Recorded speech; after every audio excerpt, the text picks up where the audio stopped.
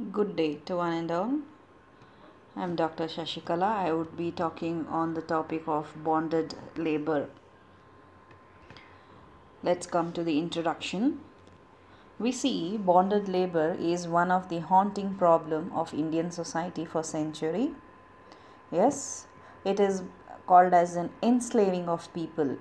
It is probably the least known form of slavery today. Here we see a person becomes a bonded laborer when their labor is demanded as a means of repaying the loan. The person is strict, trapped, working for a very little or no pay. And it is not all bonded laborers are forced, but some are forced. They involve their children, sometimes adults, sometimes women, and they are made as bonded in nature. So it is prevalent mainly in rural area, especially we see in the agriculture industry. It relies on the contracted, often migrant laborers. However, in urban area, it provides a very fertile ground for the long-term bondage. The system of bonded labor is an outcome of certain category of indebtedness, which is prevailing from a very, very long time. For certain economically exploited, helpless, they are weaker section of the population who are usually forced into the bonded labor. Let's come to the definition. The definition of National Commission of Labor, which says that bonded labor are which remain in the bondage for a specific period for the debt incurred.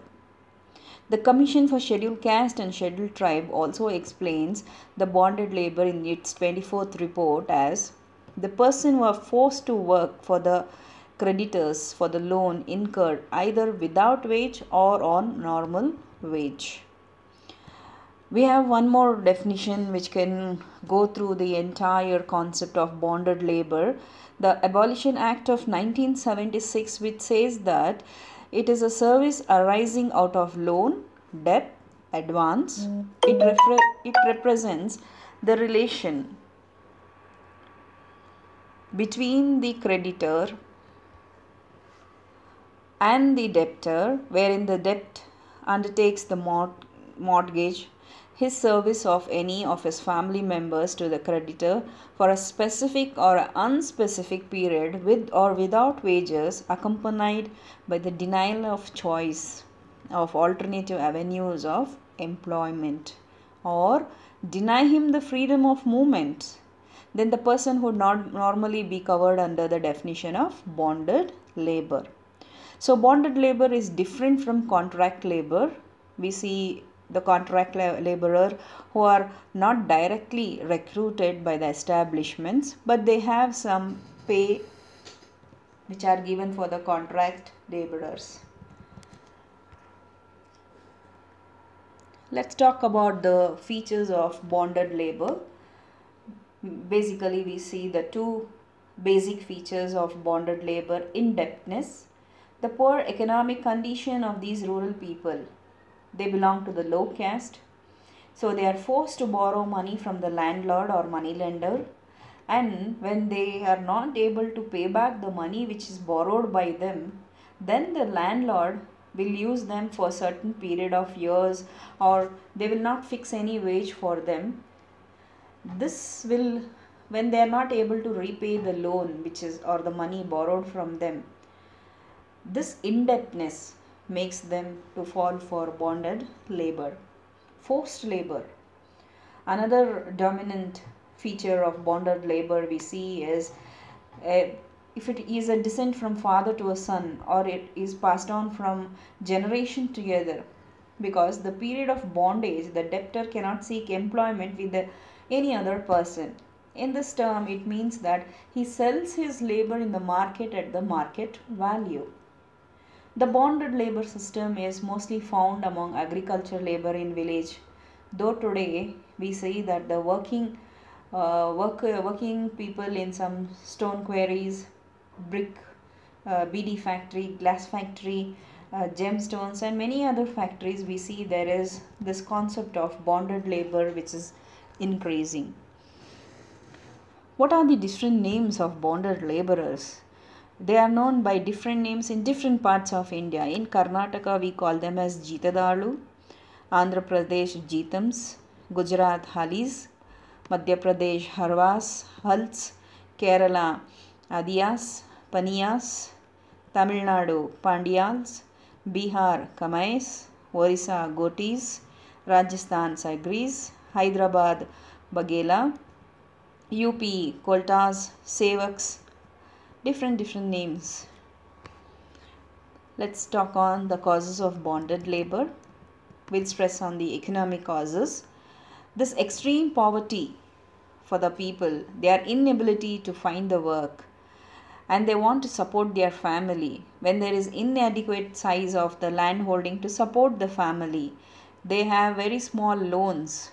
When there is natural calamities like drought, flood, destruction of the standing crops, diseases leading to the death of men, animal, when there is no rain, when the wells are dried, when there is no income, all these economic causes leads for the bonded labor.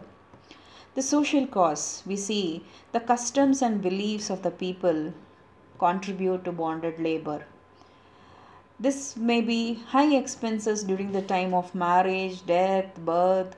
They are forced into go for heavy debt. And sometimes we also see the caste-based discrimination, lack of social welfare scheme to protect them. All these are the social causes. Let's come to the religious causes. The illiterate, ignorant and religious-minded people of the low caste are convinced that they have the religious obligation to serve people of high caste. There is lack of knowledge, poor living condition, fear of oppression at the hands of higher caste, which make these people more ignorant and accept that they are the deprived lot section of the population. Let's see what are the constitutional and legal provisions done for them. The bonded labor, which came in as a big national issues, which was included in the 20-point program year 1975, the 5-point program, which states that bonded labor wherever it exists will be declared illegal. To implement this, the Bonded Labor Abolition Ordinance was promulgated. This was later on replaced by Bonded Labor System Abolition Act of 1976. The Constitution of India, we see it guarantees all the citizens justice, equality, socio-economic, political freedom of thought, expression, belief, faith, worship, equity of status, opportunity, fraternity, dignity of individual, and unity of the nation. Yes, there are certain articles. The Constitution of India stresses on Article 21, which guarantees the right to life and liberty. No person should be deprived of his life or personal liberty. Article 23 stresses on prohibit the traffic in human beggars. The Constitution prohibits the practice of debt bondage and other form of slavery.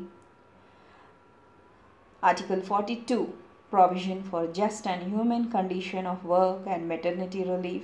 The state shall make provision for securing just and human condition of work for maternity relief.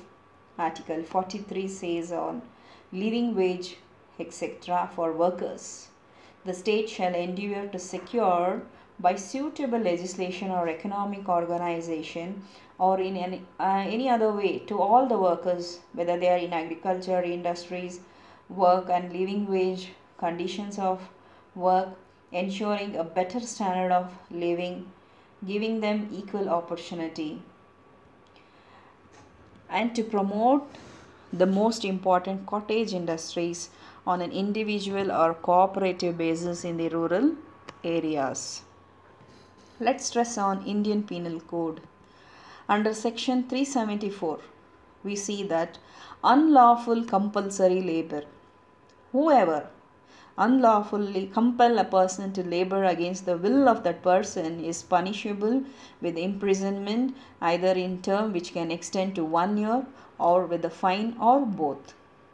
Next we see the Children Pledging of Labor Act of 1933, which says that unless there is something which is very subjective or to the context, an agreement of pledging the labor of a child means an agreement which is written or oral, express or implied, whereby the parents or the guardian of a child, in return of the payment or benefit received or to be received by him, undertakes the causes or allow the service of the child to be used in any employment. In other words, we can say that being the parent or the guardian of a child makes an agreement to pledge the labor of that child will be punished with a fine to an extent of 50.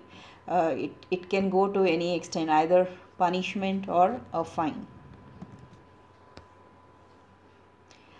So we see that what are the above concepts which can be done in order to abolish the bonded labor in India.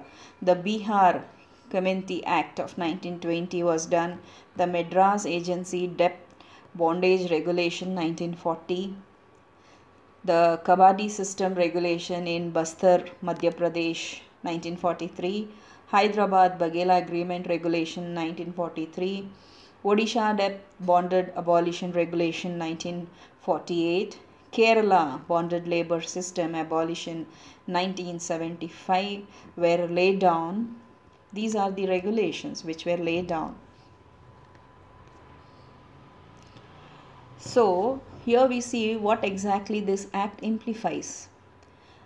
First of all, we see that the identification of bonded labor and release of bonded labor, action against the offender, that is the creditor who had forced agreement upon the debtor, holding of regular meeting of vigilance committee at the district and tahsildar level, maintaining of the prescribed registers, conferring of judicial power to executive magistrate. So we see here the acts provided for the rehabilitation of bonded labor who are freed from their creditors. The 1976 Act was amended in 1985, in which it clarifies that the contract worker and interstate migrant worker, if they fulfill the condition laid down in the Bonded Labor System Abolition Act, will be considered as bonded laborers.